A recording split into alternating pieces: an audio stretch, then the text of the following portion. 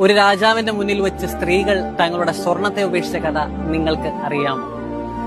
1140 ജർമ്മനിയിലെ വിൻസ്ബർഗ് കോട്ട കോൺറാഡ് മൂന്നാം രാജാവ് വളഞ്ഞു. അവിടെയുള്ള എല്ലാവരെയും രാജാവ് ബന്ദികളാക്കി.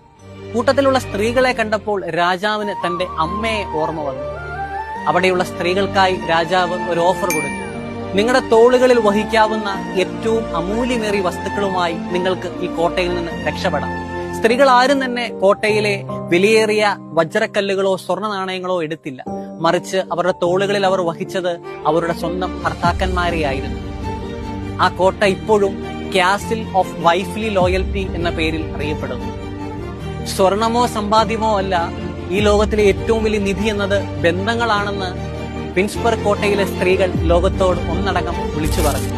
നിങ്ങൾക്ക് ആവശ്യമുള്ളതെല്ലാം തോളിലേറ്റി രക്ഷപ്പെടാൻ നിങ്ങൾക്ക് ഒരവസരം ലഭിച്ചാൽ നിങ്ങൾ എന്ത് തിരഞ്ഞെടുക്കും?